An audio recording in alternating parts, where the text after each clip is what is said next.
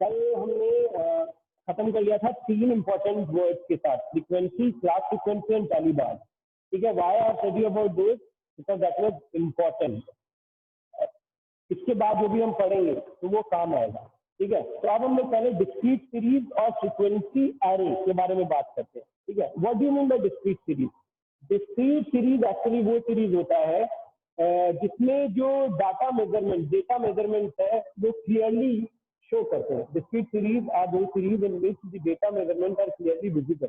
जो data limits है वो सच नहीं होते, वो एकदम क्लियरली विजिबल होते हैं।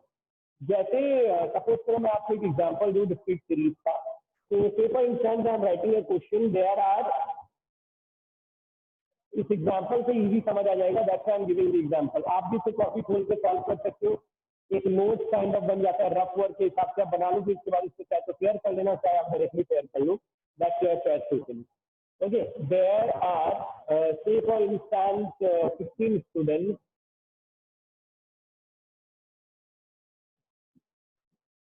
इन क्लास 11th इकोनॉमिक्स।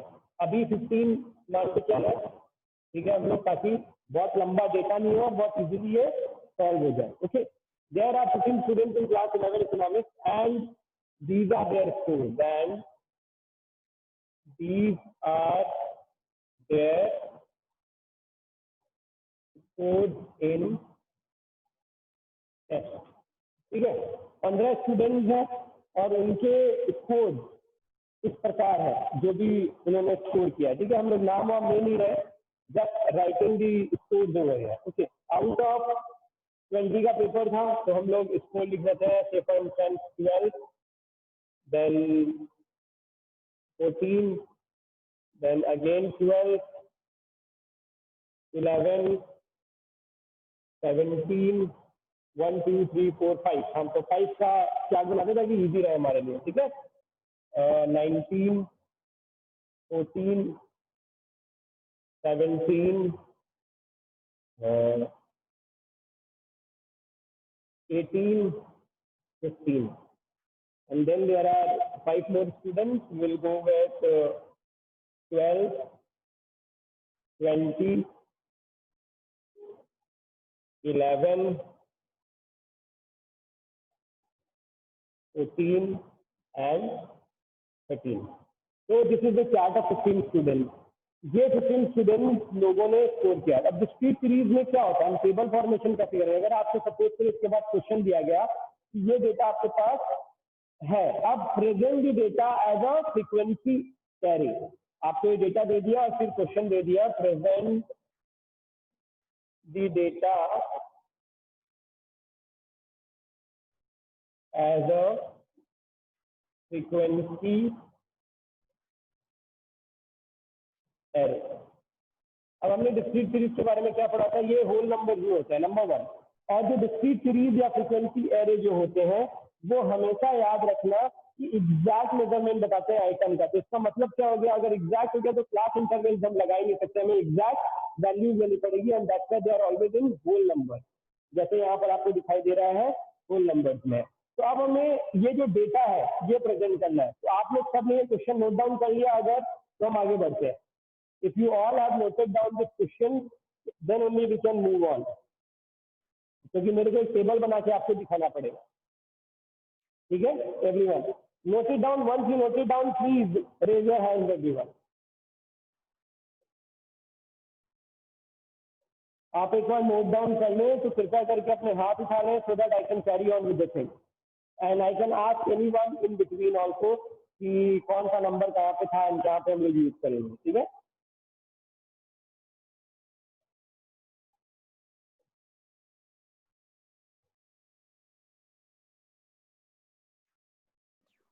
ठीक है, आइए चलिए, बिकॉज पता नहीं चलता ना यहाँ पर। ये बेसिकली ना, ये जो क्लासेस चल रही है ऑनलाइन क्लासेस में, सिर्फ एक ही प्रॉब्लम है, आपके साइड में भी कुछ प्रॉब्लम हो रही है, हमारे साइड में भी कुछ प्रॉब्लम हो रही है, एंड जो कम्युनिकेशन का गैप आ रहा है कि पता नहीं चलता कब कौन किस वजह से बाहर आ गया अंदर आ गया, this creates a problem.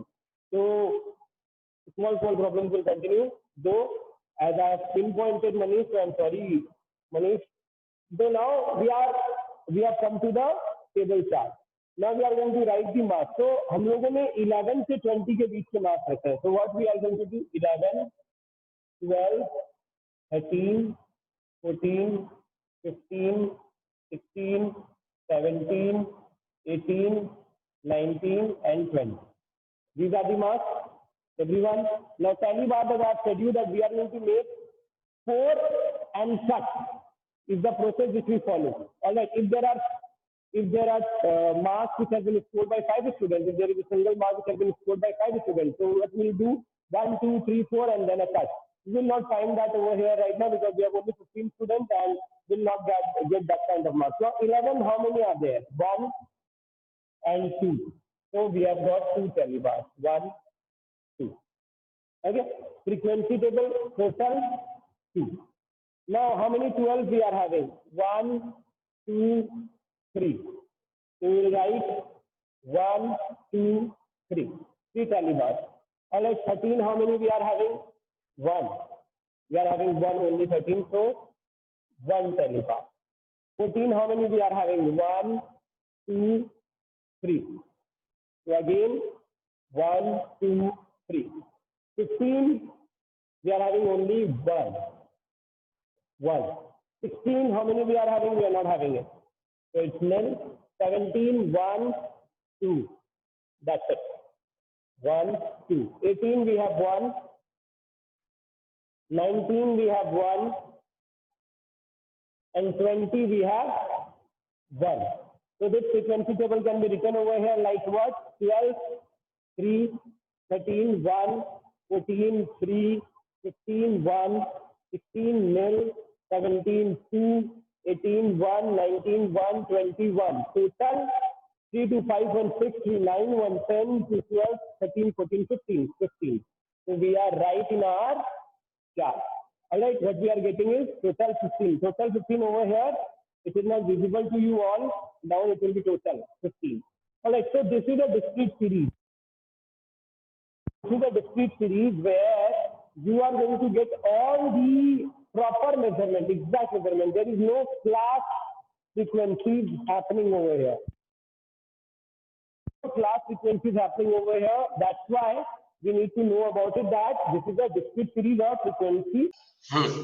So this is the discrete series or the frequency array where every proper measurement has been shown, exact measurement. All right, but think about it. Can we go for discrete series for a data which, suppose there is only 15 students. Now suppose I need to pick out the data of all the students of my school. It will be so difficult, right? It is done. It is done. Why? Because in the results and all, what we do is the discrete series only. Alright, if you need to find out that who is performing how in the results and all, you find out through discrete series only. Right? It is done, but it is very difficult to find it out. Now, if you move out from this school, suppose in your area, in your suppose Bikaner, if there is an area where you need to find out the results or the performance of the students in whole of Bikaner. So now it will become further difficult. So what we can do, we can have frequency distribution. Now at this point of time we are talking about discrete series, जो आप एक limited number of लोगों के लिए ही निकाल सकते हो. Why? Because यहाँ पे इंडिविजुअल मेजरमेंट्स हमें पता चलते हैं. 11 मार्क्स से कितने हैं, 12 मार्क्स से कितने हैं, 13 मार्क्स से कितने हैं. अब थिंक अबाउट इट कि ऑल ओवर बीकानेर लेवल पर सारे स्कूल के बच्चों का आपको एक परफॉर्मेंस सीरीज निकालना है कि मार्क्स कितने आए हैं, और आप यहाँ से जाते हो 20 मार्क्स का पेपर था, 11 मार्क्स के कितने बचे, 12 मार्क्स के कितने बचे. It will be extremely difficult, not difficult, I will say it is roundabout impossible for an economist or for an investigator to go and start doing it. We call them investigators, right? So we cannot do it. That's why we have one more process that is called frequency distribution. Alright, what is the next process? That is called frequency distribution. Okay, now we are going to move towards that. And we are going to read that. I believe this has been understood by everyone. If yes, please raise your hand once, and then we are going to continue with frequency distribution. Okay, frequency distribution के अंदर क्या होता है? Discrete series हमने पढ़ ली. Discrete series क्या है? कि सबका सब, everything, whatever we are doing, goes with a number, मतलब एग्जैक्ट मेजरमेंट, एग्जैक्ट चीजों के बारे में बात होती है और हर चीज को प्रॉपर्ली डिफाइन कैसे होता है। लेकिन फ्रीक्वेंसी डिस्ट्रीब्यूशन ऐसे काम नहीं करता। फ्रीक्वेंसी डिस्ट्रीब्यूशन एक अपर लिमिट एक लोअर लिमिट होता है, उसके अंदर upper limit and lower limit होता है, या फिर आप ये कह लो लोअर लिमिट और अपर लिमिट होता है। हम लोग को लोअर लिमिट और अपर लिमिट कितना चाहिए था, बता रहे थे लाइक 10 to 15, 15 to 20, ये फ्रीक्वेंसी डिस्ट्रीब्यूशन का सीरीज है। या फिर 10 to 14, 15 to 20, 15 to 19, 20 to 24, ये भी एक फ्रीक्वेंसी डिस्ट्रीब्यूशन का सीरीज है। इन दोनों में डिफरेंस क्या है हम आगे पढ़ेंगे, लेकिन मैं फिर भी बता देता हूँ। इसको एक्सक्लूसिव सीरीज बोलते हैं, एक्सक्लूसिव सीरीज, ठीक है, और इसको इंक्लूसिव सीरीज बोलते हैं। There are 5 kind of series: exclusive, inclusive, open end series, cumulative frequency series and all। वो हम लोग आगे डिटेल में पढ़ेंगे, ठीक है। ये मैं आपको सिर्फ बता दूं कि स्टार्ट में सबसे पहले यही आता है, ये एक्सक्लूसिव सीरीज कहलाता है और ये इंक्लूसिव सीरीज होता है, ठीक है। जो अपर ये जो 10 है ये हो गया लोअर लिमिट और ये जो 15 है ये हो गया अपर लिमिट, ठीक है। वैसे ही यहाँ पर आ गया lower limit and upper limit. अब हमें क्या ध्यान रखना है कि एक्सक्लूसिव सीरीज के अंदर जब कोई भी डेटा प्रेजेंट हो रहा है तो उस डेटा के अंदर जो 15 आता है, 15 अपर लिमिट वाला जो वर्ड है, अपर लिमिट का जो नंबर है वो इस पे काउंट नहीं होता, इस क्लास फ्रीक्वेंसी में काउंट नहीं होता, वो आगे वाले क्लास फ्रीक्वेंसी में काउंट होता है। जो अपर लिमिट है वो नेक्स्ट क्लास फ्रीक्वेंसी में काउंट होता है, मतलब जिसका ये लोअर लिमिट बनता है 20, जो इसके बाद वाला लिमिट आएगा उसका लोअर लिमिट बन जाएगा, उस फ्रीक्वेंसी में काउंट होगा अगर 20 मार्क्स लिखा हुआ है, ठीक है। इन एक्सक्लूसिव सीरीज, इंक्लूसिव सीरीज में ऐसा कुछ नहीं है, 10 से 14 है, 15 से 19 है, तो बहुत इजीली आप चेंज कर सकते हो, ठीक है। ये चीज आपने दिमाग में हमेशा रखना, बिकॉज यहाँ पर हम कंफ्यूज हो जाते हैं और ये छोटी सी एरर हमारे मार्क्स कट करवा देती है। तो हमें ये चीज ध्यान रखना है कि क्या एरर हमें नहीं करनी है। और मार्क्स को छोड़ो, अपनी जनरल लाइफ में अगर आप डेटा तैयार कर रहे हो और डेटा के साथ काम कर रहे हो तो ये एरर नहीं होना चाहिए। If you are economics student at least तब तो नहीं होना चाहिए। तो दोनों का बेसिकली सबसे पहला डिफरेंस क्या है? सबसे पहला डिफरेंस इकोनॉमिक सीरीज के अंदर डिस्क्रीट सीरीज और फ्रीक्वेंसी डिस्ट्रीब्यूशन का क्या है, तो यही है, वो एग्जैक्ट मेजरमेंट देता है और ये एग्जैक्ट देता है, ये क्लास लिमिट सेट करता है, ठीक है। तो अगर आपको एग्जैक्ट मेजरमेंट या एग्जैक्ट बच्चे का एग्जैक्ट चीजें निकालनी है तो आपको डिस्क्रीट सीरीज की तरफ जाना पड़ेगा। और अगर आपको ये निकालना है कि लिमिट सेट करके कि इतने मार्क्स बन के आए या फिर इतना इनकम, मतलब 2 लाख से 5 लाख का इनकम ग्रुप पीपल कितने लोग हैं, तो आप फ्रीक्वेंसी डिस्ट्रीब्यूशन की तरफ जाते हो, जो कि जनरल प्रोसेस है इकोनॉमिक्स के अंदर या स्टैटिस्टिक्स के अंदर। हम लोग जनरली फ्रीक्वेंसी डिस्ट्रीब्यूशन के थ्रू ही जाते हैं whenever it is about bigger module या बिगर डेटा कलेक्शन, ऑलराइट। तो चलो अब आगे बढ़ते हैं, एक फ्रीक्वेंसी डिस्ट्रीब्यूशन का एग्जांपल देख लेते हैं हम लोग, ठीक है। इसको हम लोग कैसे बनाते हैं फ्रीक्वेंसी डिस्ट्रीब्यूशन, ठीक है। मैं आपको कोई वो नहीं दे रहा, बस आपको एक टेबल बना के दिखा दे रहा हूं, जो आप चाहो तो कॉपी में बना सकते हैं, ठीक है। सपोज करो ये आपके कॉपी का पेज है, अब इसी के अंदर हम लोग बनाएंगे जो भी हमें बनाना है, ठीक है। फ्रीक्वेंसी डिस्ट्रीब्यूशन के अंदर मास, टेली बार्स एंड फ्रीक्वेंसी। अब यहां पर हमने दे दिया ये, अभी हमने डिस्क्रीट सीरीज बनाई थी, अब हम यहां पर बना रहे हैं मास, tele bars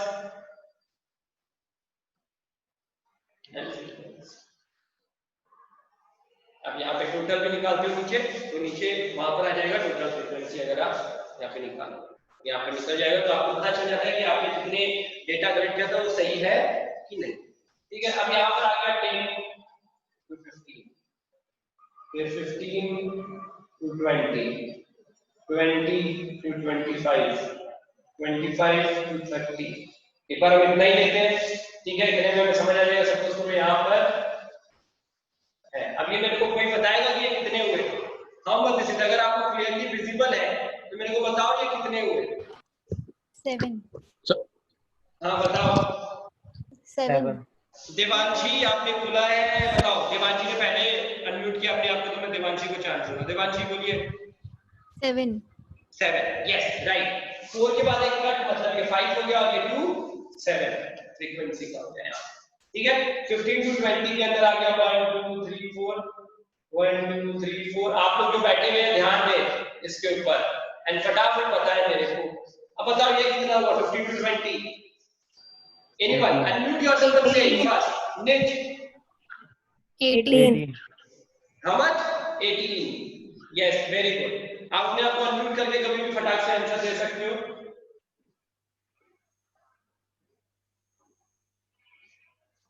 How much this is? 20 to 25? 14. Very good. 14. And the last 25 to 30?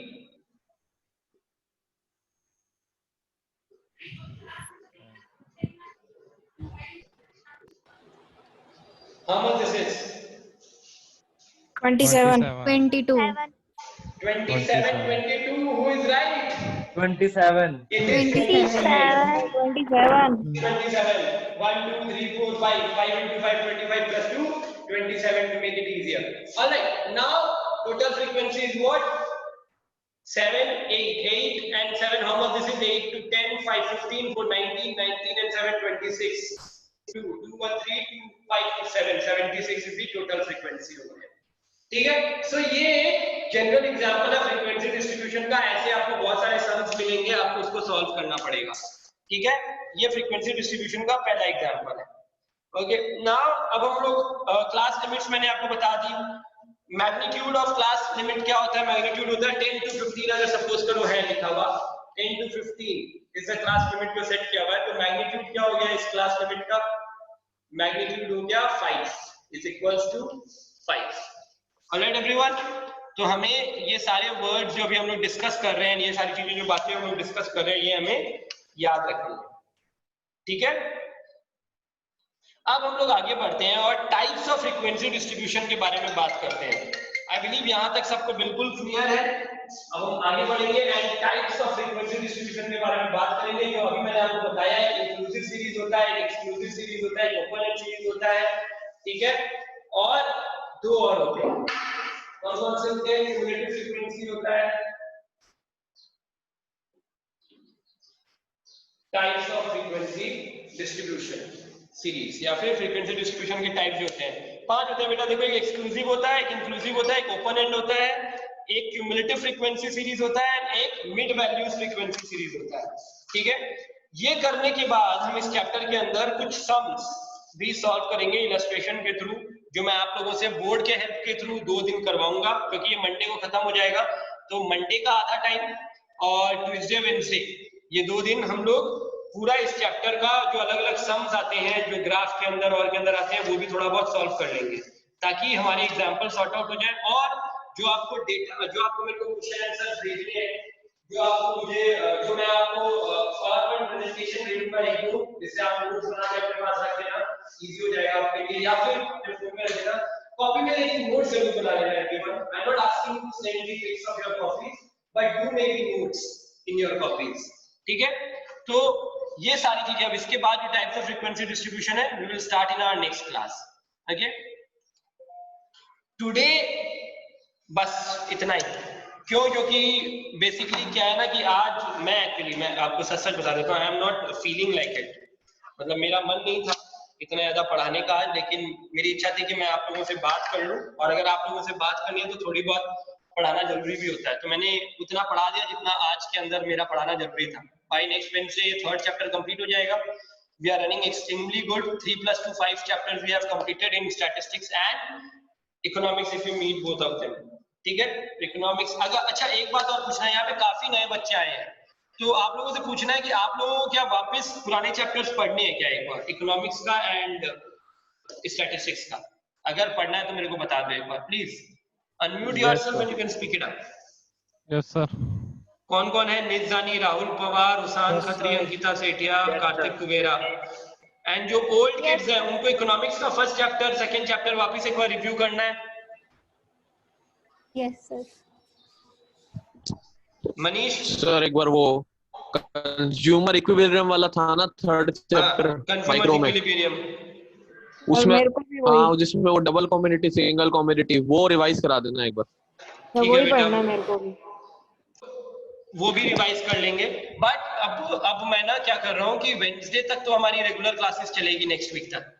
उसके बाद हम लोग एक बार एक गैप देंगे, एक वीक का। उस गैप के अंदर मैं ट्राई करूंगा कि आप लोगों के लिए एक्स्ट्रा क्लासेस लगा दूं जिसमें हम लोग पूरा रिवीजन करेंगे। एंड नेक्स्ट वीक ऑनवर्ड्स आपके पास टेस्ट का स्केड्यूल आ गया होगा कि हर वीक में हर डे कोई ना कोई एक गूगल फॉर्म पे टेस्ट है।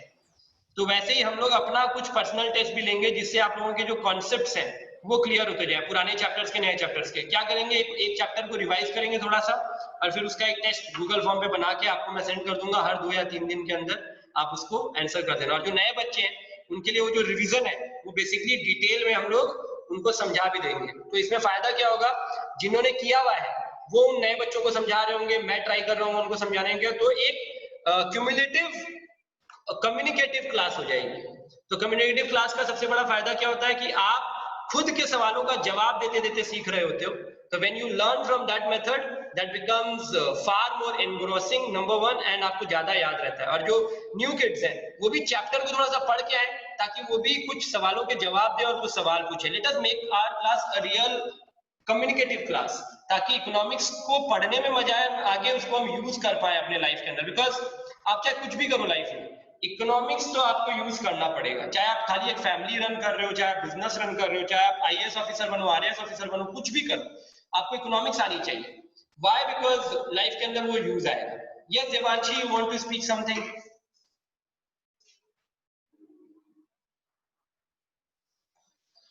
Okay, fine.